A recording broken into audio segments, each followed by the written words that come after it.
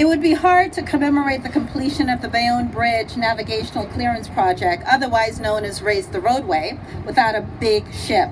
So, as the chairman said, just look behind me at how big and beautiful that ship truly is. We must be grateful to CMA. We are also most grateful to CMA CGM and the officer and crew of the T. Roosevelt for being such an important part of today. I now invite to the podium Mr. Marc Bourdon to speak on behalf of CMA CGM. Marc? Good afternoon.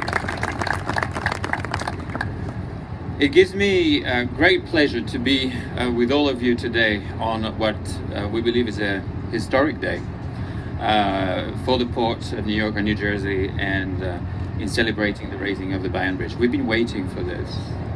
First we waited for the Panama Canal. That came, and that gave us a few wings, and now we are really coming to our own. I want to congratulate the port in achieving this major development. It's very significant for the continuous economic growth of the Northeast region. The CMA CGM group has a long history with the United States. It started with his founder, Jacques Saadé, who studied in the US in the 60s and quickly established CMA CGM 22 years ago in 1995 in the United States. Today we are one of the leading carriers in and out of the US. We employ over 1,700 people, and we operate 35 services in and out of the United States. This year, following the acquisition of APL, American President Line, a company with deep roots in the United States, started in 1848, we became the #1 carrier in the United States. So we're very proud of that achievement in this country. So we felt that in order to commemorate our achievement and our growth in the US, it would be a wise idea to name a series of 6 newly built ships after US presidents. And so you have in front of you one of them, the CMA CGM Theodore Roosevelt, one of the newest ships. She came out of a Korean shipyard in July, and she is on her maiden voyage, having joined the South Atlantic Express service. She is quite impressive. First of all, she's the biggest ship that's ever called the East Coast. She has a capacity of 14,000 TEUs, which lined up would be about 53 miles worth of containers, so substantial. She is as long as about 4 football fields with 1,200 feet. She has engines as powerful as 260 cars, and is one of the most environmentally friendly and efficient vessels you can think of. It is already surpassing targets that have been set by the IMO by 2020. And just as an illustration of that, the CO2 emission of this vessel are currently at 30 grams per TEU kilometer, which is an immense achievement. And give you a sort of an idea of what that means. Our average for the fleet is 60 grams. So this is a very efficient vessel.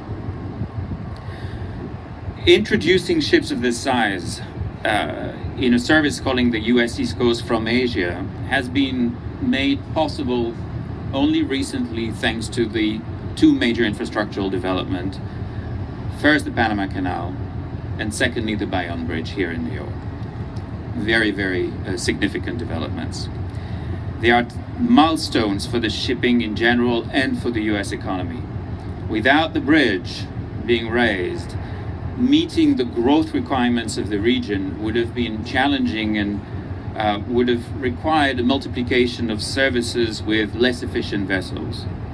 Now we are able to start planning the future, and in a way, through the biggest gateway of the East Coast, which is New York. It allows us to better optimize assets for economies of scales and for environmental efficiency.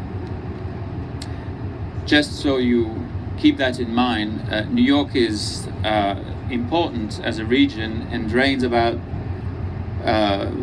36% of the overall Far East to the East Coast volumes. So it is the largest on the East Coast and is most definitely a cornerstone of any service deployment, particularly from Asia. So with all this in mind, we have been actively reviewing our deployment.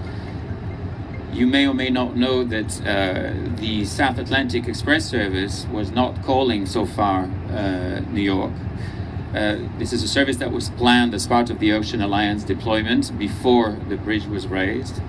But we have reviewed the conditions now, obviously, and together with our Ocean Alliance partners, we have actually just decided to include New York as the first port of call on the rotation coming out of Asia.